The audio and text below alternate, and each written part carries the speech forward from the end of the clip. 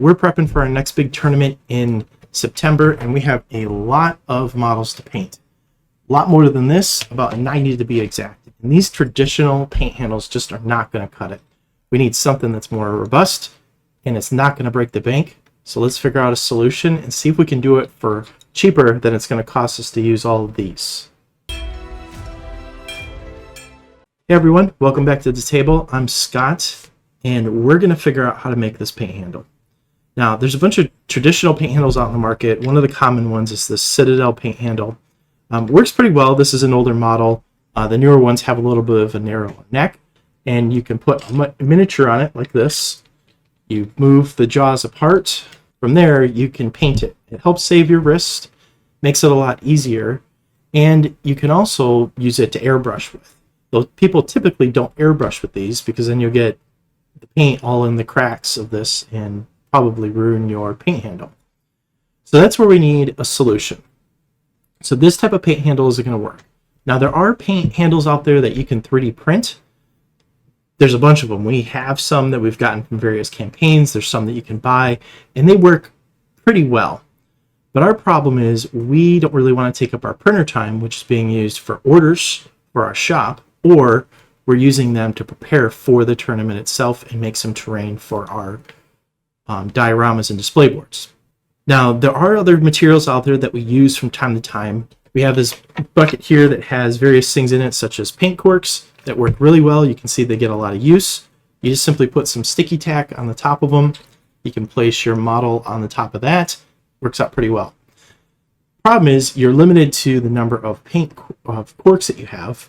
It's very easy for these to fall over by bumping them. And so when you're lining and airbrushing a bunch of these up, these tend to fall over and don't have a lot of stability. You can also we use rogue bottles, you can use pill bottles. There's a whole variety of things that work in a similar nature to this, but that solution isn't going to work for us either. So because we like crafting stuff and making things, we decided we're going to try to design our own paint handle using common materials that you can follow along and do the same exact thing. All right, so that's going to bring us to our solution. We're going to start with a handle. It's going to be simple. We're going to use wooden dowels to be able to craft this. We're going to estimate that it's going to be about 7 inches long. Looking at base sizes, the common size is anywhere between 28 millimeters and 40 millimeters in size. That translates to about 1.1 inches to 1.6 inches. We can use a wooden dowel that's about 1.5 inches wide. Now we'll do a testing later to make sure it's going to have stability and the models aren't going to fall over, but I think that size is going to work out well. We're going to make these about a 1/2 inch thick. Our goal is that we need to have a way to adhere these dowel pieces, I'm going to call them stands. We're going to need a way to adhere these stands onto the handle itself and quickly move them from piece to piece. Because our ultimate goal here is that we want to be able to put every single model in our entire unit on one of these stands. So we have about 90 models in total we're going to need to do this for. So that's our design. Our next thing is we need to get together some materials and some tools. First thing we're going to need is a wooden dowel, as we already mentioned. We're also going to need some magnets that we're going to grab some off of Amazon. We're also going to need some toothpicks, glue, a variety of tools such as a drill and some drill bits. We're also going to need a miter saw and a sander to clean it up. Before we get too far into this, we're going to make a prototype. So we're going to keep everything simple. Let's just make sure that our plan is going to work. And then once we do that, we can improve the process slightly, make what we need to make here, and if we decide to mass produce this thing later for whatever reason, then we can do that. All right, for our prototype, we're going to take the wooden dowel and we're going to measure a 1/2 inch up the dowel length, and we're going to use our miter saw and simply cut. And we're going to use the hand sander, and we're going to sand that part of it down and get rid of the rough edges. Largely, we don't want to get splinters in our hands while we're using this thing. Now, the plan is to keep this thing somewhat rough. That's going to give it some texture to keep it from slipping out of our hand as we're manipulating and moving it around. In addition to needing the stands, we're going to need to have the handle as well.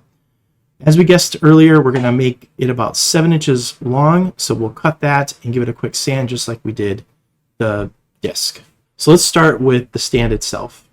The first thing we want to do is drill a hole on the back side of it to be able to put the magnet. So we're going to grab our magnet that we have, We're going to need 2 of them because we're going to need one for the handle and one for the stand. And then we're going to use our drill.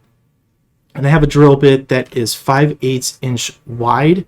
Now, if you're doing this at home, make sure that you match up just a little bit bigger than whatever the size of your magnet is. You don't have to use the 12 millimeter. It just seemed like that was going to work best for us. From there, we're going to take the drill and we're find the center of the stand here, nothing too fancy, and we're going to just drill into that. Now, I need it to go deep enough that we can put the magnet on it and make it flush. All right, with our hole drilled, now we're going to put our magnet in, so that fits in there, fits kind of snug, and it looks like it's flush. We're going to go ahead and take our drill and do the same exact thing and drill into the middle. Take our magnet and do the same exact thing. Now that we have our handle with the magnet on top and we have our stand with the magnet on it, see if these will go together as we're expecting. Perfect. It doesn't come off. It doesn't fall off. We're halfway there. And the next test that we need to do is make sure the model is not going to fall over when we put it on here. To do this, what we're going to do is actually take and drill a small hole in the middle of the stand. Now it's going to be about the size of a toothpick. For Father's Day, my kids and wife got me this neat hand drill.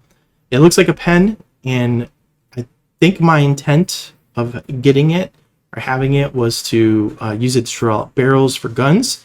That will probably happen someday, but it hasn't happened yet. The speed is a lot slower, so you can go slower, which is perfect for miniatures. I have a link for it down below, so you can get one yourself if you want to. I'm going to take this and put it into the middle of our stand, and we're going to go ahead and drill that. We're going to take a regular old toothpick, and we're simply going to clip off the ends of the toothpick so it's flat on each side, and then we're going to insert it into the hole here. So let's go ahead and do that. Now we're going to take our model that we're using, and we're going to pick a spot on the foot of it, and we're actually going to drill a small hole into it. This is one of the reasons this drill is perfect. And then we're going to take the foot and put it right into this one. Perfect. So we can see it's not falling off, and when we set it down, it doesn't easily fall over. All right, so we have our thing with our magnet. We're going to go ahead and put it on the handle. That works perfect. Doesn't fall off, doesn't wiggle off. I'm sure if we tried hard, we can make it work. Even fake throwing it, it's still not coming off, so perfect. And so the idea behind this is that now we're going to be able to make plenty of stands. We can airbrush, do whatever we need to do, set it to the side. So I'm going to call this prototype a success. So now what we need to do is make ourselves at least one more handle. So we just, one, have a backup and there's extras floating around.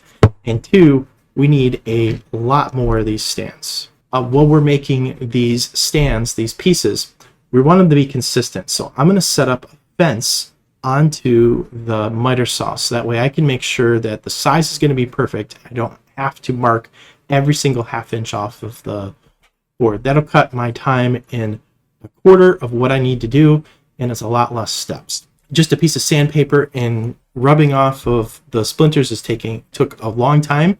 So instead what we're going to do is use a sander, and we're going to go over all the edges and get those burrs off. The next part that we're going to need to do for getting a bunch of these done is drilling the holes where the magnet goes.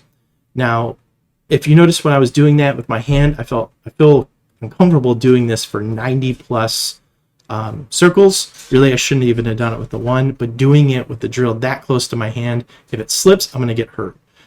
Now, the ideal thing would be a drill press. Unfortunately, I don't have one of those at this point in time.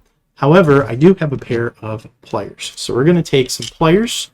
We're going to take our piece and put it in between here.